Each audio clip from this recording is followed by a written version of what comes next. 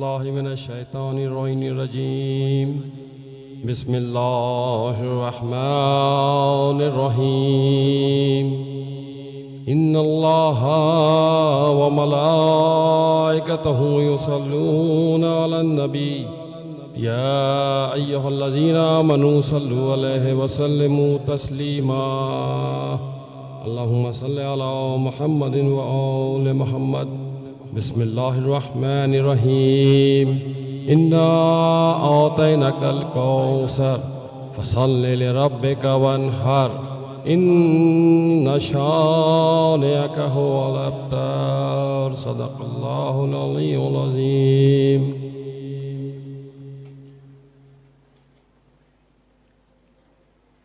अस्सलाम वालेकुम, मैं आपकी मेज़बान कंज़ा अल्ताफ़ और आप देख रहे हैं रमज़ान ट्रांसमिशन की खुसूसी इफ्तार ट्रांसमिशन ईमान रमज़ान। जैसे कि हमारी कोशिश होती है कि हम रमज़ान ट्रांसमिशन में आपसे दीन के साथ साथ दुनिया के भी कुछ मामला डिस्कस कर सकें। ऐसे मामला, ऐसी प्रॉब्लम्स, ऐसे माशरती पहलू जिनको आप सुनना चाहते हैं, देखना चाहते हैं, कुछ ऐसे चेहरे जिन्हें आप स्क्रीन पे देखना चाहते हैं, जिनसे गुफ्तगू करके हम आपको कुछ अवेयरनेस फराहम कर सकें। कुछ ऐसे इदारे, कुछ ऐसे लोग जिनसे गुफ्तगू करके हम आपको कोई पॉजिटिव मैसेज कन्वे कर सकें।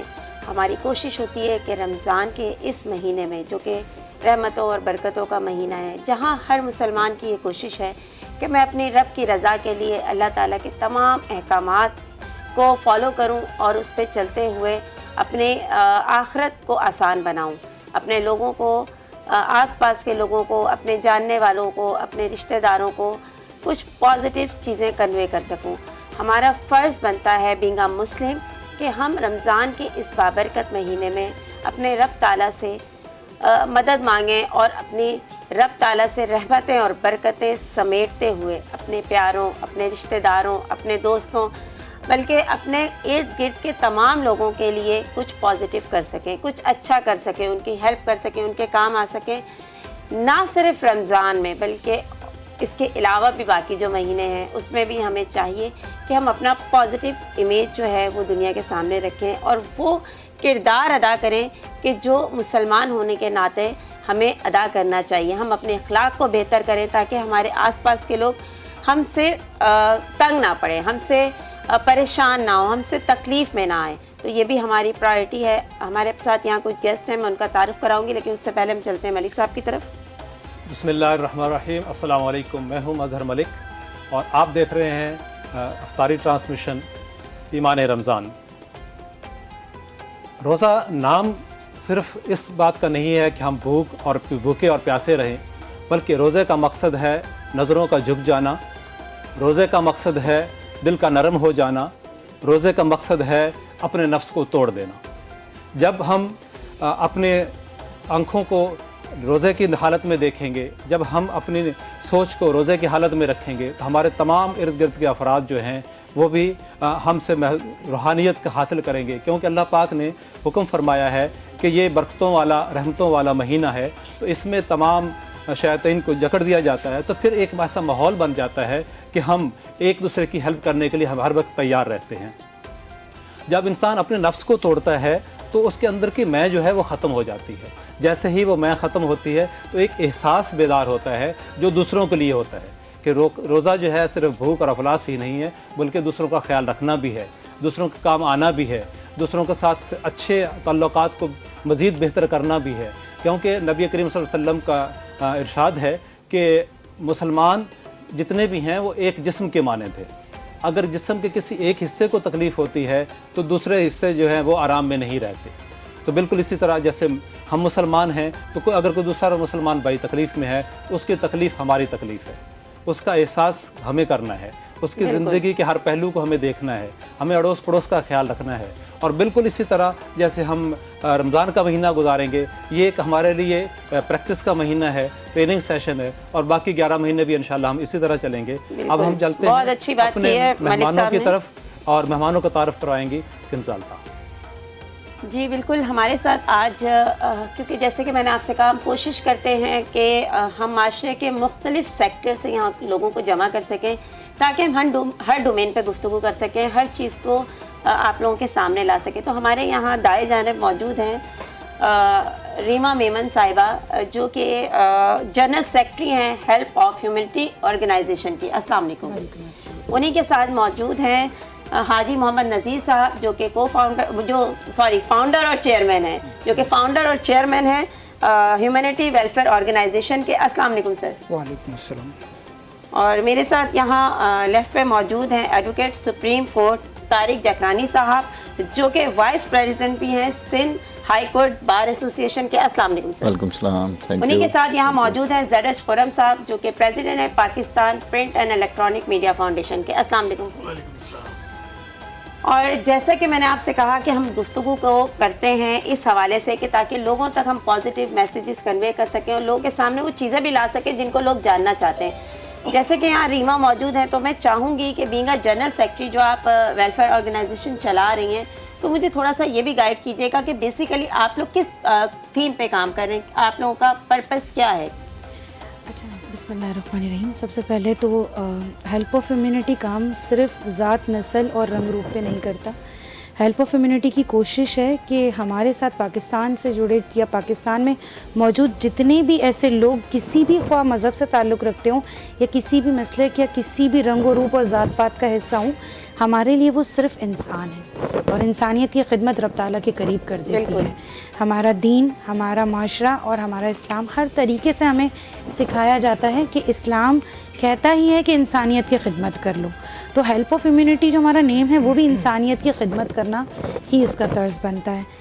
हम लोगों की कोशिश है कि हम जैसे कि आपने पूछा कि हम किस तर्ज पे काम करना चाह रहे हैं। सबसे पहला बेसिक हमारा पूरी टीम का एक सोच कह सकते हैं जिसे कि हम लोग स्किल पावर पे काम करते हैं। ओके। अच्छा, आज भी आप देख लें कराची में कई एक ऐसे इलाके हैं, सिंध में, पंजाब में कई एक ऐसे इलाके हैं जहाँ 10-10, 15-15 साल के बच्चे जिन्हें स्कूल के बारे में पता ही नहीं है, जिनकी एजुकेशन ग्रोथ स्टार्ट ही नहीं हुई। हम ये नहीं कह सकते कि अच्छी नहीं हुई, स्टार्ट ही नहीं हुई। तो हम बेसिकली उस पर काम कर रहे हैं। कराची में और सिंध में हमारे कई एक स्कूल सेंटर्स अकेडमीज चल रही हैं। अच्छा, मॉर्निंग में वहाँ पे एकेडमी पे स्कूल की रनिंग होती है, बच्चे पढ़ते हैं, उनको तरबियत क्लासेस दी जाती हैं। ज़ोहर के बाद हम लोगों ने वहीं बच्चों के लिए जो कभी स्कूल नहीं गए और अब उनकी एज ऐसी है कि 10-15 साल के बच्चे को आप नर्सरी में नहीं बिठा सकते। बिल्कुल ऐसे ही। जाहिर सी बात है, फिर उन बच्चों के दिमाग को कंट्रोल करके वैसे चलाना इट्स नॉट ईजी। तो हमने क्या किया है, हमने उनको स्किल्स दे दी हैं। बच्चियां हैं तो वो सिलाई सेंटर का सीख रही हैं, हमारे पास ब्यूटिशियन कोर्सेज कर रही हैं, वोकेशनल ट्रेनिंग बिल्कुल वोकेशनल है। अच्छा, हम लोगों को सिर्फ सिखा के छोड़ नहीं देना है, हम उनको कारोबार भी मुहैया कर रहे हैं। हमारे अंदर ना एक थोड़ा सा मैं ये कहती हूँ कि हमारे पेरेंट्स में बदलाव होना चाहिए। सबसे पहले पेरेंट्स अपने अंदर एक चीज़ पिक करें।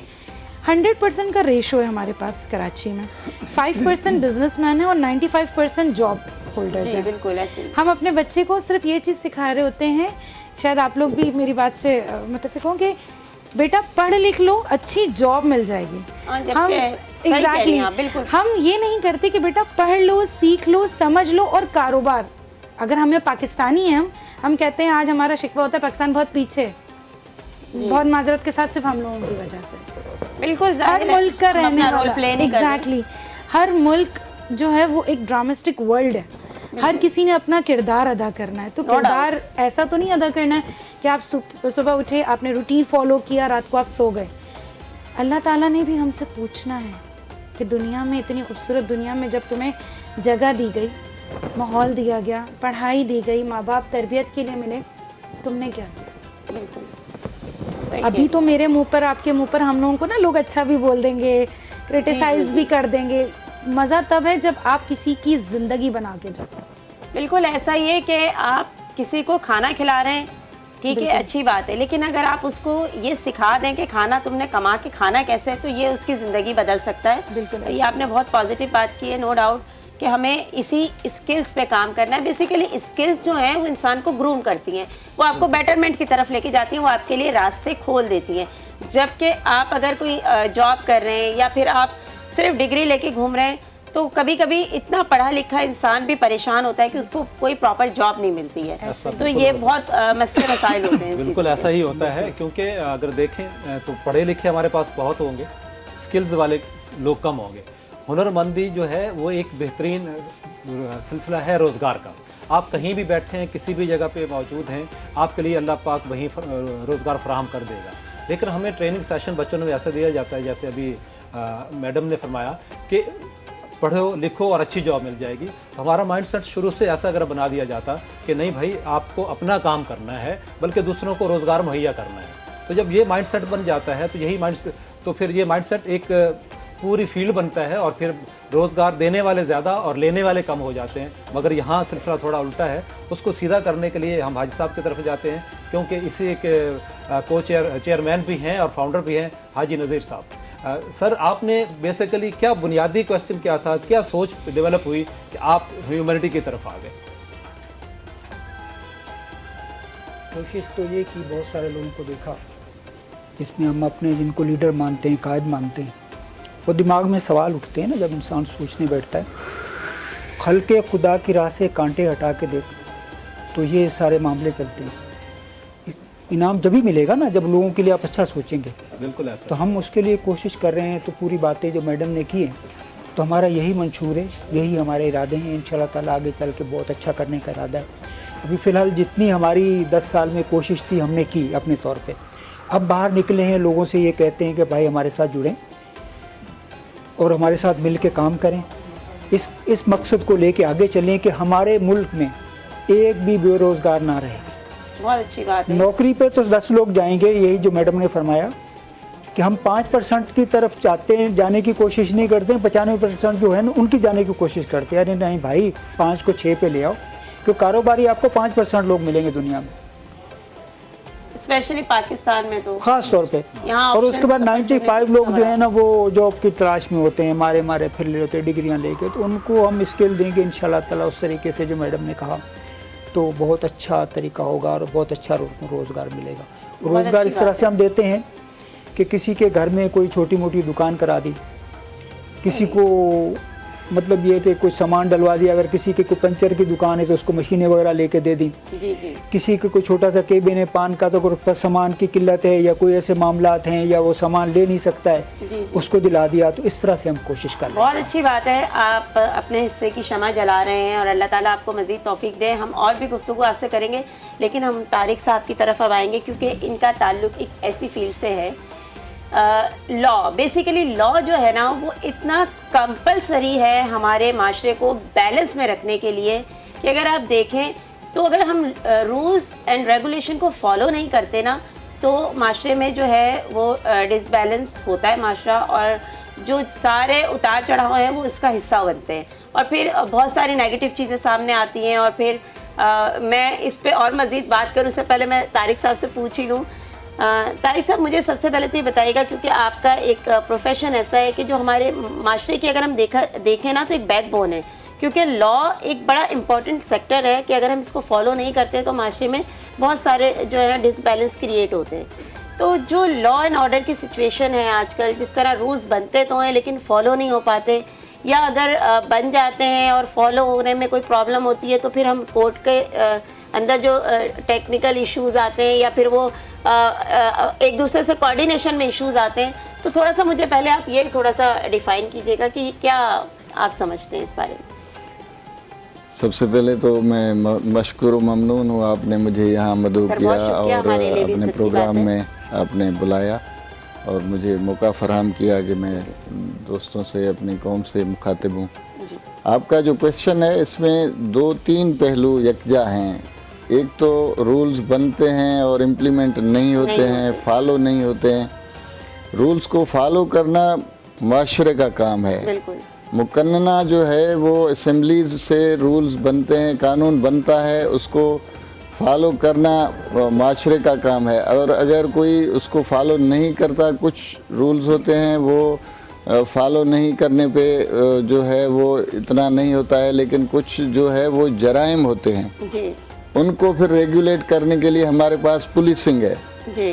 तो पुलिस अपना काम करती है और उसको इम्प्लीमेंट करने के लिए फिर आगे इदारा है अदालत का, वहाँ पे प्रैक्टिकली उसको केस चलता है, सज़ा और जज़ा का एक निज़ाम है बिल्कुल। और उसमें वकीलों का भी किरदार है। जी। वकला अपना किरदार निभाते हैं, लॉ के इंटरप्रिटेशन के हवाले से अदालत को असिस्ट करते हैं और फिर ऐसे एक इंसाफ का निज़ाम चलता है। बिल्कुल बिल्कुल सही कहा आपने। अगर हम इसी को कंटिन्यू करते हैं कि लॉ के हवाले से बनता तो बहुत अच्छा है, ठीक है। अगर हम आईने पाकिस्तान को पढ़ लें तो शायद वो इतना बेहतरीन है कि दूसरे ममालिक का कम हो। जहाँ तक इम्प्लीमेंटेशन की बात आती है वहाँ तो इम्प्लीमेंटेशन नज़र नहीं आता, और एक मेन वजह तो ये होती है कि जो थोड़ा सा अपर लेवल पे आता है, कोई भी हो, XYZ कोई भी होता है, तो वो ये समझता है कि कानून अब मेरे लिए कुछ नहीं है, मैं कुछ भी करके चला जाऊँ। तो मैं ZH खुर्रम साहब से यही क्वेश्चन करूँगा कि इम्प्लीमेंटेशन जो मेन रुकावटें हैं वो क्या हैं और ऐसा क्या हल हो सकता है कि रुकावटें दूर कर सकें। देखिए, इसमें जो इम्पोर्टेंट चीज़ ये है कि हमारे यहाँ रूल्स तो बन जाते हैं, उसकी जो इम्प्लीमेंटेशन है वो हम और आप मिल के करते हैं। अब आप ये देखिए, हमारे यहाँ तो इतनी ज़्यादा आसानियाँ हैं कि अगर कोई शख्स जो गरीब आदमी है और वो वकील अफोर्ड नहीं कर सकता, तो वो इन % सिटी कोर्ट भी, हाई कोर्ट भी और सुप्रीम कोर्ट भी जा सकता है। और कुछ ऐसे वकला हजरात हैं जिन्होंने अपनी इदारे बनाए हैं, आप उनसे फ्री ऑफ कॉस्ट कंसल्ट ले सकते हैं। ये तो बात हो गई है। दूसरी बात ये है कि जहाँ बात होती है इम्प्लीमेंटेशन की, इम्प्लीमेंटेशन करने के लिए यकीनन सिटी कोर्ट, हाई कोर्ट और सुप्रीम कोर्ट को अपने रूल्स को, और जो एसोसिएशंस हैं जैसे सिंध हाई कोर्ट बार है, कराची बार है, सुप्रीम कोर्ट बार है, उनको जो है इस बात पे तवज्जो देने की ज़रूरत है कि अगर कोई ऑर्डर हो रहा है तो उसकी इम्प्लीमेंटेशन क्यों नहीं हो रही है। आप ये समझते हैं कि कुछ चीज़ें आपको बेहतर करने की ज़रूरत है। जैसे मैं आपको एक इदारा है वो कहलाता है फेडरल एम्बॉसमेंट, तो उसमें फेडरल इदारे आते हैं, तो वहाँ पे हमारे कुछ लोगों के इश्यूज़ थे, सैलरी के इश्यूज़ थे। तो वहाँ जो इस वक्त जो हजरात बैठे हैं उन्होंने ऑर्डर करने के बाद एक इम्प्लीमेंटेशन डिपार्टमेंट बनाया है, और वो उल्टा विक्टिम से पूछता है कि भाई ये ऑर्डर तुम लेके गए थे, तुम्हारा इसके ऊपर इम्प्लीमेंटेशन हुआ? उसने कहा नहीं हुआ। इम्प्लीमेंटेशन अफसर वो पीछे लग जाता है उस इदारे के। तो मैं ये समझता हूँ कि सिटी कोर्ट में भी, हाई कोर्ट में भी और सुप्रीम कोर्ट में भी ये एक डिवीज़न होना चाहिए कि ये नहीं कि ऑर्डर हो गया अब ऑर्डर को आप ढूंढते रहें। इम्प्लीमेंटेशन का एक अलग डिपार्टमेंट होना चाहिए जो उसको फॉलो अप करे। एक आदमी को, हमारे यहाँ तो सबसे बड़ी बात ये है कि आपका ऑर्डर ही होता है 5-5 साल बाद, 10-10 साल बाद। कई तो ऐसा हुआ है कि लोग मर गए, अब उनके बच्चे कहते हैं यार हम अब्बा तो चले गए थे, अब हम अपने ऑफिस में जाएं या ये कोर्ट के चक्करों में पड़ें। तो मैं दरख्वास्त करूंगा एसोसिएशन से भी और जो हमारे जजेस हजरात हैं उनसे भी कि कोशिश करें केस को फास्ट चलाएं, और फास्ट चलाने के साथ साथ कोशिश करें कि उसके ऊपर इम्प्लीमेंटेशन हो, ताकि लोगों का एतमाद जो है वो कोर्ट के ऊपर बेहतरीन बन जाए। बिल्कुल आपने सही फरमाया। सर आप ही फरमा दीजिए कि केस इतना लंबा क्यों होता है? फॉर एग्जांपल एक केस दादा ने किया, वो उसकी ज़िंदगी चली गई, फिर उसके बेटे आ गए, पता चला कि वो भी अभी केस चल रहा है, पोते को जाके पता चलता है इंसाफ मिला, तब तक वो दादा पता नहीं कहाँ होंगे, बाप का भी कहाँ होंगे। तो इतनी देर क्यों हो जाती है? क्या वजूहात हैं कि इतना जल्दी इंसाफ क्यों नहीं मिल पाता हमें? इसमें देखें, ये जो चीज़ें हैं इंसाफ में देरी का होना, ये बेसिकली कुछ चीज़ें हैं ये दीवानी केसेस में ज़्यादा होता है, सिविल मैटर्स में। तो उसमें देर होने की बहुत सारी वजूहात हैं। एक तो हमारे कानून में थोड़ा सुकम है, उसको दुरुस्त करने की ज़रूरत है। उस हवाले से भी अमेंडमेंट्स आई हैं और उसमें बहुत अच्छी अमेंडमेंट्स हैं। अभी ADR को भी मुतारिफ़ करवाया गया है कि अल्टरनेट डिस्प्यूट रेजोल्यूशन जो अगर जल्दी से हो जाता है, पार्टीज़ के दरमियान वो बैठते हैं और वो बग़ैर उसमें अगर हो जाता है तो वो जल्दी हो जाता है। और दूसरी बात ये है कि हम मिनहासुल कौम भी जो है वो चीज़ों को डिले करते हैं। बिल्कुल। बजाय आप एक कानूनी चीज़ को फॉलो करने के, उसको आप देखते रहते हैं। भाई मेरे ऊपर दावा हो गया तो उसको आप देखते रहेंगे, नोटिस आते जा रहे हैं, आप अपीयर नहीं होंगे कोर्ट में जब तक कि वो अखबार में ना आए। पब्लिकेशन होती है तब जाके वकील को रुजू करेंगे, फिर वकील आएगा, फिर वो टाइम लेगा। तो ये जो चीज़ें हैं ना, बस बहैसियत एक कौम के भी हम चीज़ों को इल्तवा, उसमें जब तक हम खुद नहीं सुधरेंगे तो अदालतें जितना कोशिश कर लें वो सुधरने वाली चीज़ें नहीं है। और सारी चीज़ें इम्प्लीमेंटेशन सब निज़ाम है, ऐसे नहीं है कि नहीं है। लेकिन उसमें क्योंकि देखिए इंसाफ की बड़ी बारीक बीनियाँ होती हैं। जी। ये भी नहीं है कि भाई आप जल्दी में किसी को उजरत में कोई फैसला कर दें, फिर दूसरी पार्टी कहे कि भाई मेरा तो हक मारा गया। जी। दोनों को सुनना होता है, चीज़ों को बैलेंस रखने की कोशिश होती है, और फिर स्टेजेस होती हैं कि भाई अब नीचे की कोर्ट से सेशन कोर्ट में आ गया केस, फिर हाई कोर्ट में, फिर सुप्रीम कोर्ट तक, ये चीज़ें इल्तवा का शिकार होती हैं। मेरे ध्यान में कुछ एक चीज़ें और हैं, लेकिन यहाँ मुझे कहा जा रहा है वक्त हुआ है छोटे से ब्रेक का, हम ब्रेक के बाद आते हैं और फिर सर से इसी चीज़ को कंटिन्यू करेंगे।